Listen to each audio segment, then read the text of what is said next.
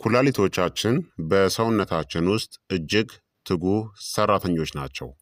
በቀን ውስጥ የሚያጣሩትን የደም መጠን ስናይ በአማካይ ጤነኛ የሰው ልጅ ኩላሊት በቀን ውስጥ ከ120 እስከ 150 ሊትር ደምን ያጣራል። በየደቂቃው በግምት 1.2 ሊትር ደም በኩላሊቶቻችን ውስጥ ያልፋል። ደሙ የሚጣራበት ብዛት በሰውነታችን ውስጥ ያለው ደም በቀን ውስጥ ወደ 40 ጊዜ ያክል ደጋግሞ በኩላሊቶቻችን ውስጥ ያልፋል። ምንም እንኳን 150 ሊትር ያክል ደም ቢጣራም አብዛኛው ፈሳሽ ወደ ሰውነታችን ተመልሶ ይገባል። በሽንት መልክ የሚወገደው ግን በቀን ከ1 እስከ 2 ሊትር የሚሆነው ብቻ ነው። ብዙ ጊዜ ኩላሊቶቻችን በቀን ውስጥ 150 ሊትር ደምን ያጣራሉ ሲባል በሰውነታችን ውስጥ ያለው የደም መጠን ያን ያክል ይመስላችኋል? ነገር ግን ነገሩ እንደዛ አይደለም። በአዋቂ ሰው አካል ውስጥ የሚገኘው አጠቃላይ የደም መጠን በአማካይ ከ4.5 እስከ 5.5 ሊትር ብቻ ነው። ታዲያ 150 ሊትር እንዴት ሊመጣ ቻለ ካላችሁ ልዩነቱ የሚፈጠረው በመደጋገም ነው። የደም ዝውውር አማካኝነት ማለት ነው። በሰውነታችን ውስጥ ያለው ያው 5 ሊትር ደም ቀኑን ሙሉ ደጋግሞ በኩላሊቶቻችን ውስጥ ያልፋል። አንድ አይነት ደም በቀን ውስጥ ከ20 እስከ 30 ጊዜ አንዳንዴም ከዚያ በላይ በኩላሊቶቻችን ውስጥ እየገባ ይጣራል። 5 ሊትር ደም ተደጋጋሚ 30 ጊዜ ተዘዋወረ ማለት ኩላሊቶቻችን በቀን ውስጥ ወደ 150 ሊትር አጠቃላይ ደማችንን ያጣራሉ ማለት ነው። በአጭሩ ኩላሊቶቻችን ያላቸውን ጥቂት ደም ደጋግመው በማጣራት ሰውነታችን ንጹህ ሆኖ እንዲቆይ ያደርጋሉ። ልክ እንደ አንድ ትንሽ የውሃ ማጣሪያ ማሽን በገንዳ ውስጥ ያለውን ውሃ ደጋግሞ በማሽከርከር እንደሚያጣራው ማለት ነው። ኩላሊቶቻችንም በሰውነታችን ውስጥ ያለውን ከ4.5 እስከ 5.5 ሊትር ያለውን ደም ደጋግመው ያጣሩታል ማለት ነው። ከ20 እስከ 30 ጊዜ አልፎ ተርፎም አንዳንዴም ከዚያ በላይ ማለት ነው። ታዲያ ለምን ይህን ያክል ማጣራት አስፈለገ ካላችሁ ኩላሊቶቻችን ይህን ሁሉ ደምን የሚያጣሩት እነዚህን ተግባራትን ለማከናወን ነው። አንደኛ ቆሻሻን ከሰውነታችን ለማስወገድ ነው። በሜታቦሊዝም ምክንያት የሚፈጠሩ መርዛማ ነገሮችን ለመለየት። ሁለተኛ የፈሳሽ መጠንን ለመጠበቅ ነው። በሰውነታችን ውስጥ ያለውን የውሃ መጠን ተመጣጣኝ ለማድረግ ይሰራሉ። ሶስተኛ ደግሞ ሚነራሎችን ለመቆጣጠር ነው። እንደ ሶዲየም፣ ፖታሲየም እና ፎስፈረስ ያሉ ንጥረ ነገሮች መጠንን ለመጠበቅ ደጋግመው ደማችንን ያጣራሉ ማለት ነው። ታዲያ ኩላሊቶቻችን ስራ ሲበዛባቸው ወይም ደግሞ ውጥረት ውስጥ ሲሆኑ ሰውነታችን የማስጠንቀቂያ ምልክቶችን ወዲያው ይልካል። ብዙ ሰዎች ችግሩ ከባድ እስኪሆን ድረስ እነዚህን ቀደምት የሆኑ ምልክቶችን ችላ ይሏቸዋል።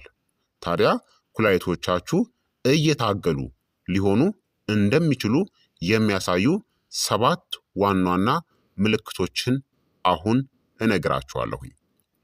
አንደኛ አረፋማ ሽንት ነው።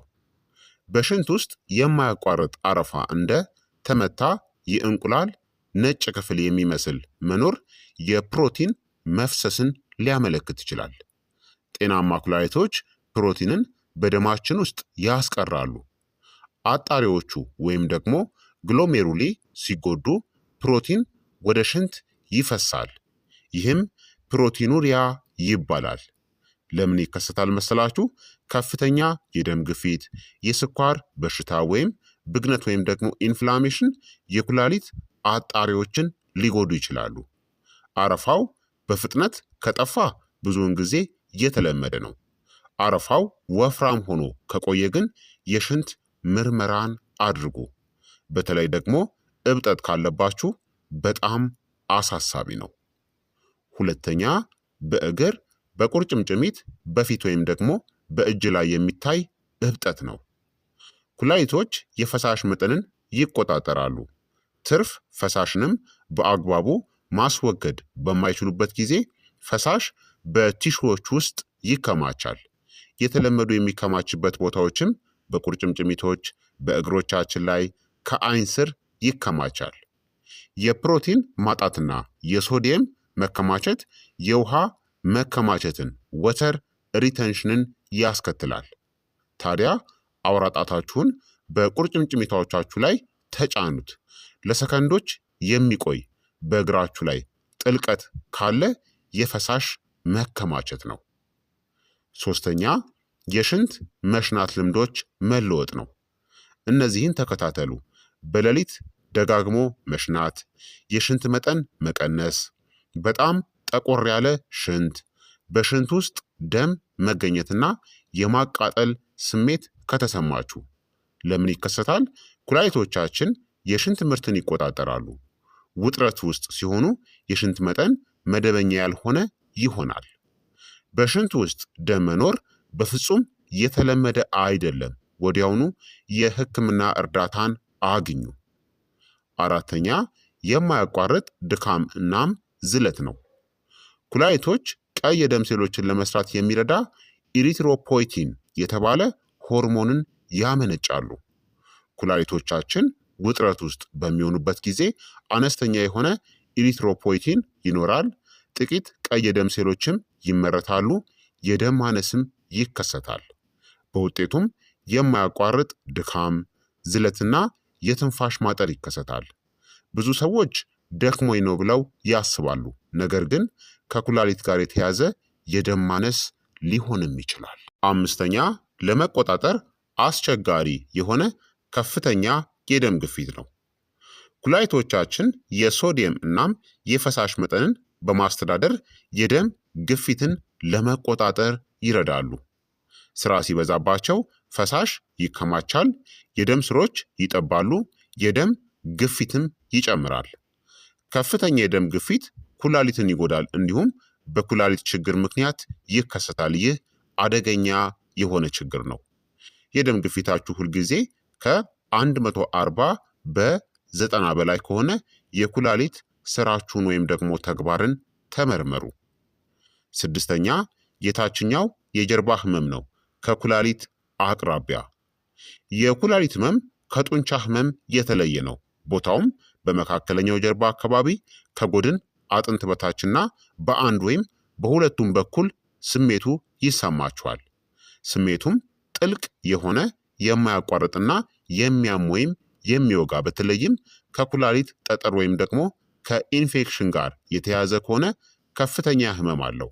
ህመሙም ከነዚህ ጋር ከመጣ ከትኩሳት፣ ከማቅለሽለሽ፣ ከሽንት ለውጦች ጋር አንድ ላይ ከመጣ በአስቸኳይ የህክምና እርዳታን አግኙ። ሰባተኛ ደግሞ ማቅለሽለሽ፣ የብረት ጣዕም ወይም ደግሞ መጥፎ የሆነ የአፍ ጠረን ነው። ኩላሊቶቻችን ቆሻሻን በአግባቡ ማጣራት ሲያቅታቸው መርዞች በደም ውስጥ ይከማቻሉ።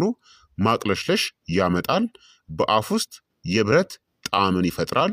እንደ አሞኒያ ያለ የትንፋሽ ጠረን ይኖራል። የምግብ ፍላጎት ማጣትም ይከሰታል። ይህ ብዙውን ጊዜ የዘገየ ምልክት ነው፣ እናም በፍጹም ችላ እንዳትሉት። ታዲያ ለከፍተኛ አደጋ የተጋለጡት ሰዎች ምን አይነት ሰዎች ናቸው? ኩላሊቶቻችሁ የመጎዳት እድላቸው በጣም ሰፊ የሚሆነው የስኳር በሽታ ካለባችሁ፣ ከፍተኛ የሆነ የደም ግፊት ካለባችሁ፣ ተደጋጋሚ የህመም ማስታገሻዎችን ኤንኤስኤአይዲስን የምትወስዱ ከሆነ፣ በጣም ጨው የበዛበት ምግብን የምትመገቡ ከሆነ፣ እድሜያችሁ ከ50 ዓመት በላይ ከሆነ፣ የቤተሰብ የኩላሊት በሽታ ታሪክ ካለ እናም በቂ ውሃን አዘውትራችሁ የማትጠጡ ከሆነ ለአደጋ ተጋላጭ ልትሆኑ ትችላላችሁ። ታዲያ ቀደምትናም ዘግይተው የሚመጡ የማስጠንቀቂያ ምልክቶች አሉ።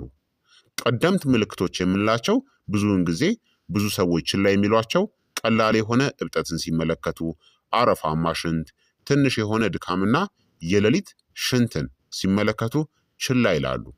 ታዲያ ዘግይተው የሚመጡ ከባድና አደገኛ የሆኑ ምልክቶች ደግሞ ከባድ የሆነ እብጠት፣ የትንፋሽ ማጠር፣ ማስመለስ፣ ግራ መጋባትና የደረት ህመም ካለ እነዚህ ከባድ ምልክቶች ናቸው። ታዲያ ቀድሞ ማወቅ በጣም ወሳኝ ነው። እነዚህን ምልክቶችን ካስተዋላችሁ ታዲያ ምን ማድረግ አለባችሁ? አንደኛ ቀላል የሆኑ ምርመራዎችን አድርጉ። የደም ክሬቲንን መጠንን፣ ኢጂኤፍአርን የማጣራት አቅሙን፣ የኩላሊቶቻችንን፣ የሽንት የፕሮቲን ምርመራን እናም የደም ግፊት ክትትልን አድርጉ።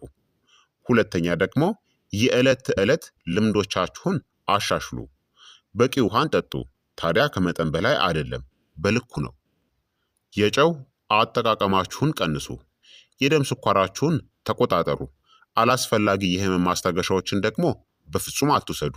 ጤናማ የሆነ የሰውነት ክብደትንም ጠብቁ። ሶስተኛ ምልክቶቹ ደግሞ ከ1 እስከ 2 ሳምንታት በላይ ከቀጠሉ ግዴታ ሐኪምን አማክሩ ወይም ህክምናን አድርጉ። ታዲያ የኩላሊት ጉዳት ብዙውን ጊዜ በዝምታ የሚስፋፋና የሚከሰት ነው። ጠንካራ የሆኑ ምልክቶች ከመታየታቸው በፊት እስከ ከ60 እስከ 70% የሚሆነውን የኩላሊት ስራ ወይም ደግሞ ተግባርን ልታጡት ትችላላችሁ። ለዚህ ነው ቀደምት የማስጠንቀቂያ ምልክቶች እጅግ በጣም ትልቅ ዋጋ ያላቸው ማለት ነው። ስለዚህ እነዚህን ማስጠንቀቂያ ምልክቶችን ችላ አትበሉ። በተለይ ቅድም የነገርኳችሁ በመግቢያው ላይ ማለት ነው ኩላሊቶቻችን ከመጠን በላይ ስራ እንደበዛባቸው የሚያሳዩ 7 ዋና ዋና ምልክቶችን ችላ እንዳትሉ ወይም እንዳትዘነጉ። ስለዚህ ክቡራትና ክቡራን ተመልካቾቼ የዛሬው የጤና ትምህርት እንግዲህ ይህንን ይመስል ነበረ። እንደተማራችሁበትም ተስፋ አደርጋለሁኝ። ሀሳብ አስተያየታችሁ ደግሞ አይለኝ ይላለው። ይህ የጤና ትምህርት ለበርካታ ሰዎችም እንዲደርስ ሁላችሁም በቅንነት ላይክና ሼር በማድረግ ሌሎችንም አስተምሩ አሳውቁላለሁኝ። ጥያቄ ካላችሁ ከዚህ ቪዲዮ ጋር በተያያዘ ጥያቄያችሁን በኮመንት ላይ አስፍሩልኝ። በቀጣይ የጤና ትምህርት እስከምንገናኝ እኔንም እናንተንም ቸር ያቆየን። መልካም ጊዜ፣ መልካም ቆይታ። ቻው ቻው።